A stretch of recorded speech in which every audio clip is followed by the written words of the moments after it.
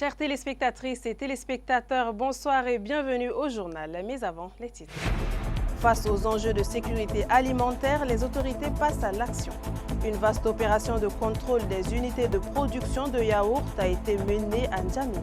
Objectif, garantir aux consommateurs des produits conformes aux exigences sanitaires et de qualité.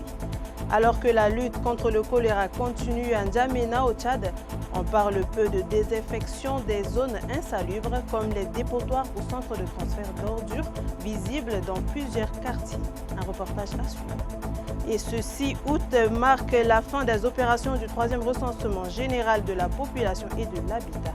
Si certains saluent l'approche observée, d'autres dénoncent des insuffisances dans l'organisation et affirment ne pas avoir été reçus.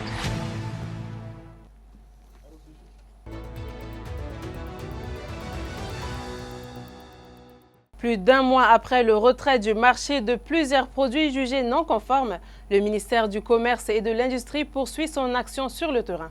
Ce jeudi 6 août, une commission mixte a effectué des visites de contrôle inopinées dans plusieurs unités de fabrication de yaourts de N'Djamena. Objectif, évaluer les projets réalisés et accompagner les producteurs dans leur mise en conformité. Reportage de Lunis Fogab.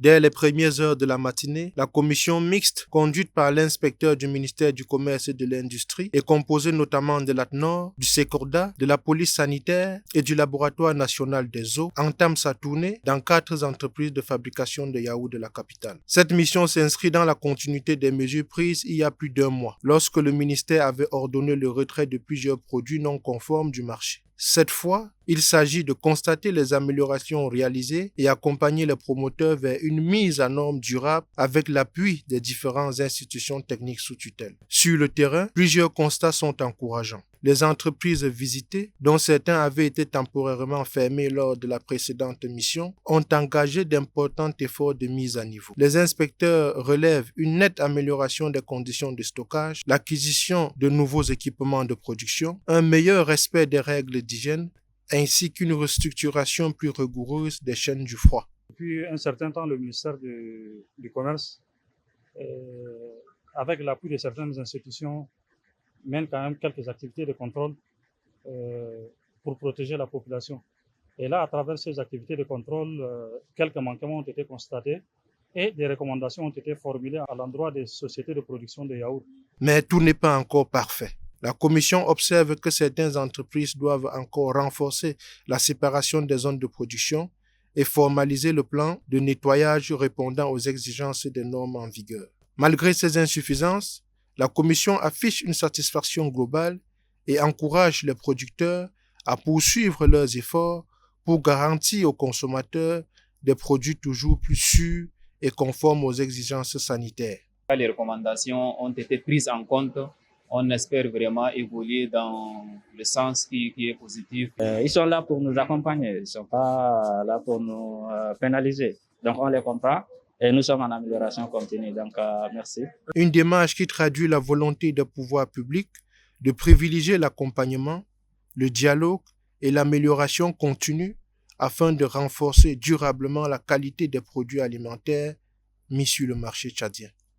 Le président du Conseil national économique, social et environnemental de l'Algérie, le professeur Mohamed Boukhari, avec son staff, s'est rendu hier au siège du Conseil économique, social, culturel et environnemental du Tchad pour présenter le modèle de numérisation des services publics de son pays pour inspirer la modernisation de l'administration du Tchad. Le compte rendu de Pafingdjouré.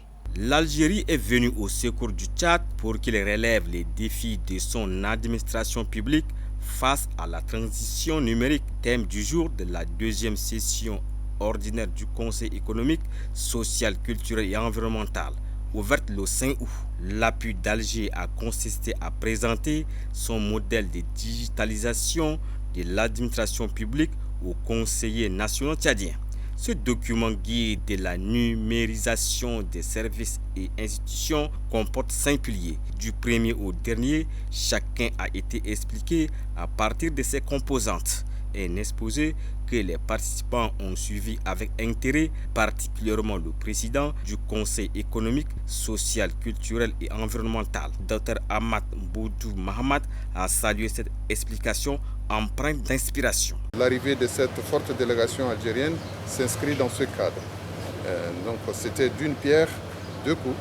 Assister à la session ordinaire, légale donc, et statutaire du Conseil économique, social, culturel et environnemental et de continuer sur nos échanges interinstitutionnels dans le cadre de cette convention qui nous lie à la suite donc, de volonté de nos chefs d'État d'insuffler une dynamique toute particulière d'ailleurs que nous sentons ces derniers temps entre les deux États, l'État algérien et l'État tchadien. Le modèle de digitalisation de l'administration publique d'Algérie a débuté en 2023 et jette les perspectives de construire ensemble le numérique africain. Le 3e recensement général de la population et de l'habitat s'achève ce jeudi 6 août sur l'ensemble du territoire. À N'Djamena, nos équipes sont allées à la rencontre des citoyens pour recueillir leurs impressions au terme de l'opération. Si certains saluent l'approche observée, d'autres dénoncent des insuffisances dans l'organisation et affirment ne pas avoir été recensés. Reportage de Paris Mekila. Après plusieurs semaines de collecte, les agents recenseurs arrivent au terme de leur mission. Lancé officiellement le 20 juin dernier, le RGPH3 intervient 17 ans après le précédent recensement réalisé en 2009. Prévu initialement pour un mois, l'opération a été prolongée du 21 juillet au 6 août afin de permettre aux équipes de rattraper les retards et d'améliorer la couverture du territoire. Mais sur le terrain, le constat reste mitigé. Dans plusieurs quartiers de N'Djamena, certains citoyens affirment ne pas avoir vu des agents recenseurs. D'autres évoquent des difficultés d'organisation ou un passage jugé insuffisant. Moi, je me suis fait recenser. C'est vrai que ce n'était pas facile, mais je me suis fait recenser quand même. Contrairement aux années précédentes, ça s'est bien passé, mais avec des difficultés. Puisque les agents recenseurs, ils se sont débarqués chez nous un soir comme ça. Ils ont eu des difficultés au niveau de leurs machines. Mais honnêtement, moi je me suis fait recenser, mais d'autres n'ont pas pu le faire parce que la machine à la fin avait lâché. Je ne me suis pas recensé. Pour moi, dans mon quartier, je le vois souvent traîner, je le vois souvent passer la ruelle. Je n'ai pas encore eu le temps de... En fait, ils ne sont pas venus chez moi. Je ne sais pas pourquoi. Et moi, je suis à Abena là-bas. Je suis vraiment déçu. Pourquoi? Parce que le recensement n'a pas été fait comme il se doit. Bien évidemment, ils étaient venus chez moi et je n'étais pas satisfait. Malgré ces difficultés, l'opération aura permis de recueillir des données sur la population tchadienne. Ces informations sont particulièrement attendues par des pouvoirs publics. Elles doivent servir de base à la planification des politiques de développement, notamment dans les secteurs de la santé, de l'éducation, de l'emploi et des infrastructures. Désormais, place au traitement et à la consolidation des données collectées. En attendant les résultats définitifs, les responsables devront également examiner les éventuelles omissions signalées sur le terrain. Car si un recensement ne peut être totalement exempt d'erreur, sa réussite dépendra surtout de la qualité et de la fiabilité des données finalement retenues.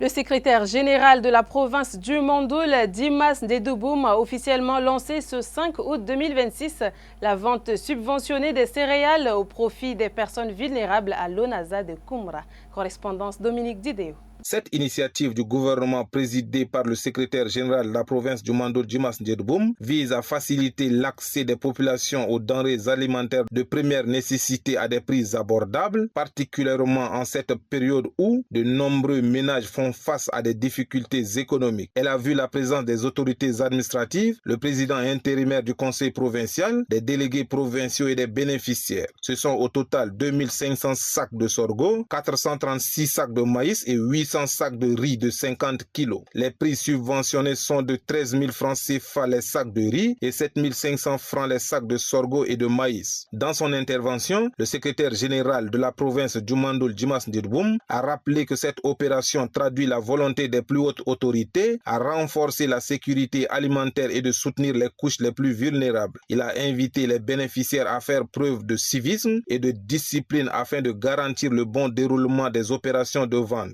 Cette action soulagerait tant soit peu certains ménages de la province. Ceci est un élan de lutte acharnée pour l'amélioration des conditions de vie des Tchadiens, mais surtout des vulnérables. Cette vente subventionnée de céréales est lancée pour influencer sur les prix des denrées alimentaires sur nos marchés.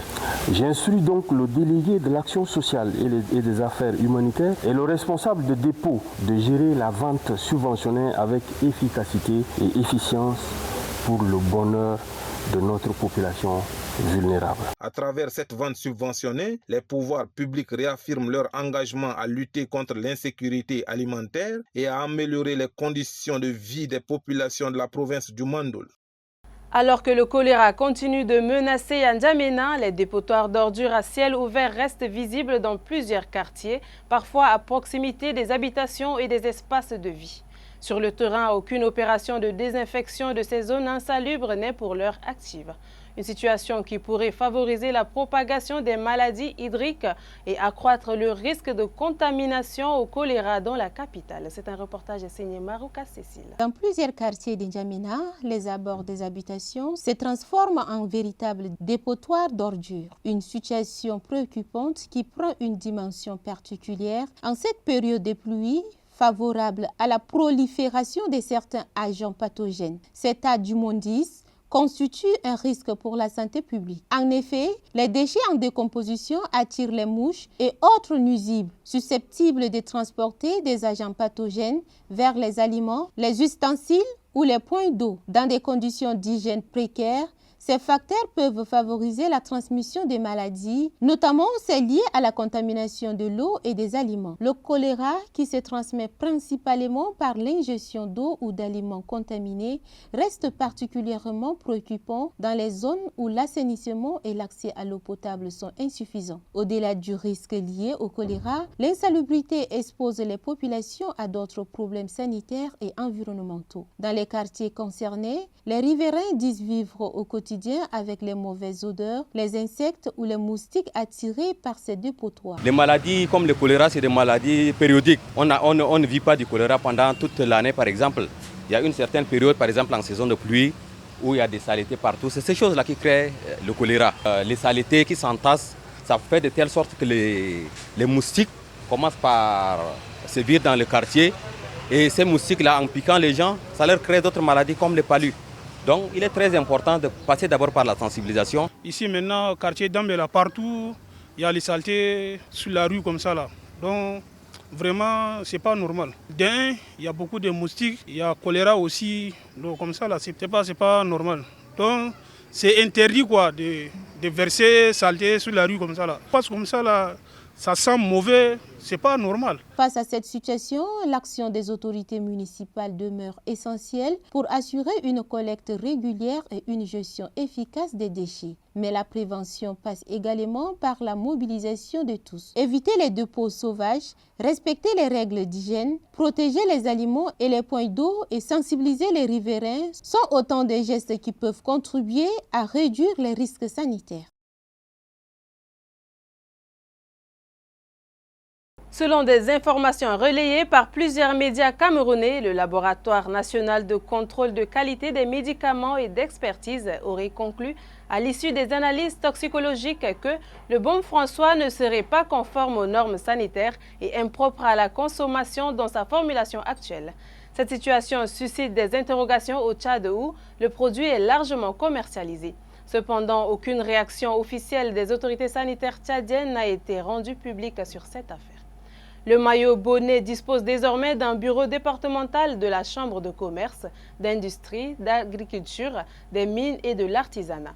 La cérémonie d'installation officielle s'est déroulée à Bangor en présence des autorités administratives communales, des opérateurs économiques et des partenaires au développement. La correspondance à Bangor de Todo Daniel et Abakardimi. Pour accompagner le développement des activités commerciales, agricoles, artisanales et minières au niveau local, le département de Moyen-Bonnet dispose désormais un bureau de la Chambre de commerce, d'industrie, d'agriculture, des mines et de l'artisanat. Dans son mot de bienvenue, le maire adjoint de la commune de Bongor, Hinimdou Bagao, a pour sa part souligné que cette structure constitue un véritable levier pour le développement économique local et invite le bureau installé à travailler dans l'unité. Le vice-président de la CICIAMA, Pacha Kaigou Ozias, dit que le département de Mayabonné, de son chef-lieu Bongor, possède des atouts géographiques et économiques exceptionnels avant d'appeler les acteurs d'avoir un climat de sérénité. L'installation de ces bureaux départementaux n'est pas un simple acte administratif de routine. Elle matérialise la vision de décentralisation et de proximité portée par le bureau national et relayée par notre bureau provincial ici. Nous sommes convaincus que le développement économique du Tchad se fera à partir de la base ou ne se fera pas.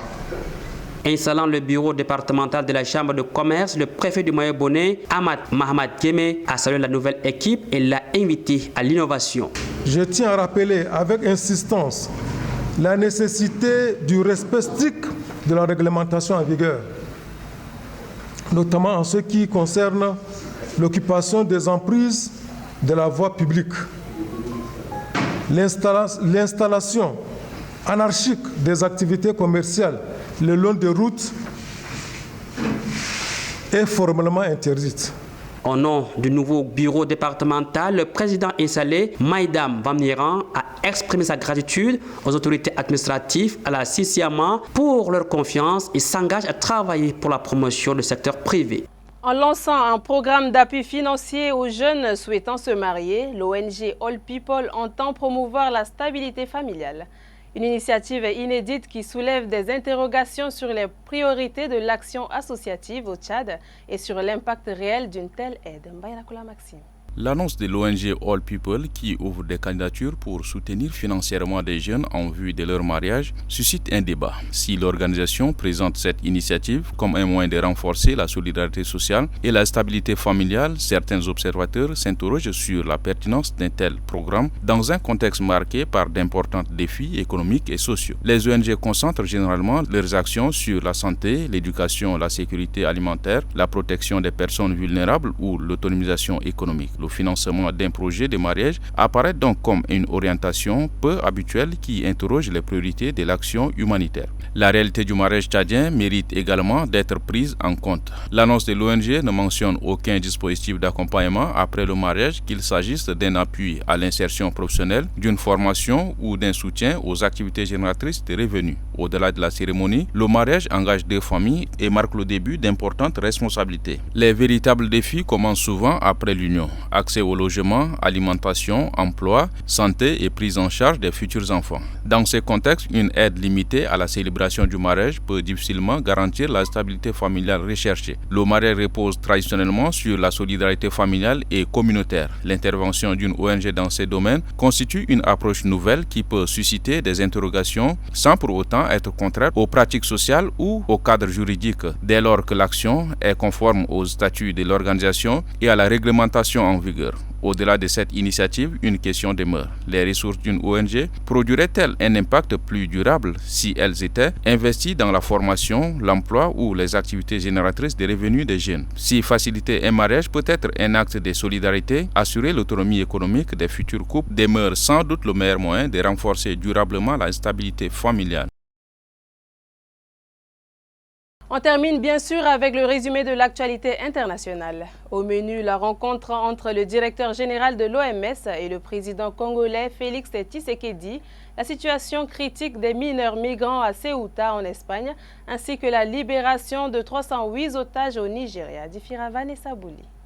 En République démocratique du Congo, le directeur général de l'Organisation mondiale de la santé s'est rendu mercredi à Kinshasa. Il a rencontré le président Félix Tshisekedi alors que l'épidémie d'Ebola connaît une progression rapide dans le pays. Près de 3 mois après le début de l'épidémie, les autorités congolaises font état de 3874 cas, dont 1751 décès. Dans certains foyers épidémiques, le nombre de nouveaux cas aurait doublé en une seule semaine, selon le directeur général de l'OMS. Une situation opération qui appelle à renforcer la riposte sanitaire et la surveillance épidémiologique. À Ceuta, la situation des mineurs migrants devient de plus en plus préoccupante. Après l'arrivée massive des personnes en provenance du Maroc, selon les autorités espagnoles, 72 000 migrants sont entrés dans ces territoires espagnols d'Afrique du Nord la semaine dernière. Environ 70 000 ont regagné le Maroc, tandis que près de 2500 personnes seraient encore présentes sur la place.